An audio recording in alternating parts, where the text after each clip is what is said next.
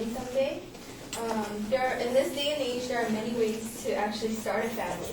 There's a traditional way of having sex with simply getting pregnant, and then there's also adoption. But these days, with the crazy technology, you could have a baby without even having sex, pretty much. There are many ways like artificial insemination, in vitro fertilization, and the newest trend is surrogate mothers. Surrogacy is a formal arrangement when a woman agrees to become pregnant and deliver a child for another couple. Surrogate pregnancies can occur in two main forms: traditional surrogacy, in which the surrogate mother is the child's genetic mother, and gestational surrogacy, in which the child is not genetically related to the surrogate mother. Surrogacy is pushing the boundaries of what a family is and should not be allowed to continue, mainly because of two main points that I'm going to bring up. There are going to be mental and psychological issues for all parties involved, mainly the surrogate mother and the child. And surrogacy is a commercialization of reproduction and has a high risk of exploitation. Going back to the mental and psychological issues, according to Fazli Khalas, who wrote the book on psychological aspects of surrogate motherhood in 2008, she claims that it has been suggested that relinquishing the child may be extremely distressing and may result in psychological problems for the surrogate mothers. It is also feared that the surrogate mother may prenatally form a bond with the baby that would make it particularly difficult for her to hand over the child to the commissioned parents. For those women who do relinquish the child, the risk of postnatal depression as well as feelings of anger or guilt may add to further strain on the women's psychological health. The second point for this goes more towards how it affects the child psychologically.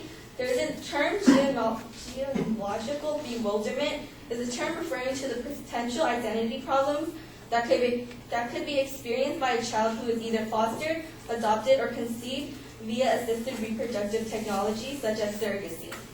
Genealogical bewilderment is very similar to that of adopted child syndrome, and according to David Kushner, a clinical child psychologist who actually coined the term, in his studies he says that case after case I've observed what I have come to call adopted child syndrome, which may include pathological lying, stealing, truancy, manipulation, shallowness of attachment, and other going against authority and threatening or actually running away, and a lot of other problems, serious antisocial behavior. The third point that goes for the psychological issues is the maternal bonding that is created between the mother and the child during pregnancy. It is human nature to form a bond during pregnancy, and when it comes to surrogacy, the bond is very different. So according to Matthew 2 in his article, Oh Baby, the Problem with Surrogacy, in a recent review of importance of mother-infant bonding, the authors describe elements of interaction between a mother and her newborn child, which includes skin-to-skin contact, eye gazing, and breastfeeding. These actions initiate the simultaneous release of oxytocin, which facilitates important sociological processes that help the newborn to develop and the mother to recover. In addition to providing health benefits, this hormone-like substance promotes bonding patterns and creates desire for further contact with individuals, inciting this release. So that's a study, and the bonding is actually interrupted when it comes to surrogate pregnancy because the baby is given up right away after birth. And the second point is surrogacy is the commercialization of reproduction and has a high risk of exploitation, mainly because surrogacy is renting of a womb. So and then babies are becoming a commodity that can be bought. Commercialization could lead to the exploitation of women. According to Bryn William Jones' research of ethics at the University of British Columbia, the focus of surrogacy is not on motherhood or fatherhood, but the creation of children. Issues of money, cost, treatments, and services, and so forth are always presented in the background in discussions of reproductive technologies. The commoditization of reproduction is clearly seen in the development of surrogate motherhood. Services are bought and body parts are rented as if the women in these parts reside did not even exist. So the sense that women are being treated simply as means of producing babies and not as individuals is highlighted by the nature of the many of this commercial surrogacy arrangements. So when there are large amounts of money involved in something people or everybody could get exploited. So William Jones points out that poor women are the ideal surrogate mothers due to their financial need and them not having enough money to actually bring anybody to court if there is a problem. So that brings to another point, which is surrogacy is actually being outsourced to third world countries, mainly in India. And in an article of USA Today in 2007, more than 50 women in the city are now pregnant with the children of couples from the United States, Taiwan, Britain, and beyond. And that was actually 5 years ago, so imagine the numbers going up to this day. And then, so in conclusion, surrogacy should not be allowed to continue due to its effect it has on family. The lines of what a family are no longer clear. Surrogacy has turned women and babies into a commodity that is being sold. There are actually other ways to start a family other than surrogacy.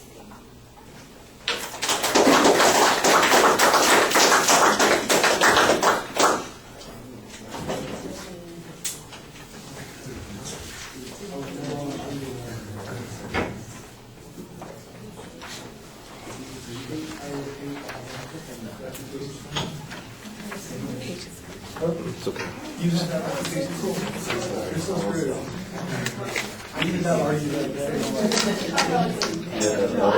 All right, Grace, the proposition is phrased as a policy claim, so you want to be careful about that. I think that that's an issue. The secondary issues were laid out. You basically had two of them, although it got a little bit confusing because when you got to the body of the speech, I heard 3 points first, and then you got to your second point, and obviously there were 3 secondary or minor points under your first point, so you need to change the way you're signposting those, so that's a little bit clearer. You explained the different types of surrogacy, but then you don't come back and talk about why that is important in some of the supporting claims that you present. I thought you had excellent expert testimony on these theories about potential problems. You did travel a little bit into the field of ethics on the second point on commercialization, so you might want to be careful about that because you're on the brink of creating a value issue on that point. What's the harm, other than the ethical harm, of commercializing this process?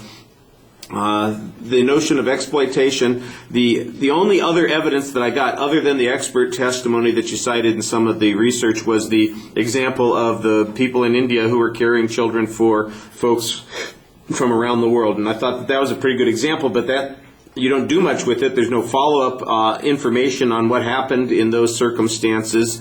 It just is a piece of, it's an example that you're using here to illustrate that this is potentially something that's going to happen. So I think you needed to have a little bit more data in some other fields in order to make your generalization stronger. I thought you did a nice job presenting it. Let me see. I had a question about why the surrogacy issue interrupts the bonding pattern, especially if they give the child up immediately after birth. The only part of the bonding pattern that might be interrupted would be the breastfeeding issue, and I'm not sure that that's substantially different than women who choose not to breastfeed their children in the first place. Otherwise, everything else would be the same. So there's this theory that's presented, but I didn't hear any follow-up on it that shows here are some particular cases or here's the frequency with which that occurs, and that's the kind of stuff that I think you need to have a little bit more of. All right, we need to stop here, put all your materials away, get out a quiz strip because that's what you're going to use first.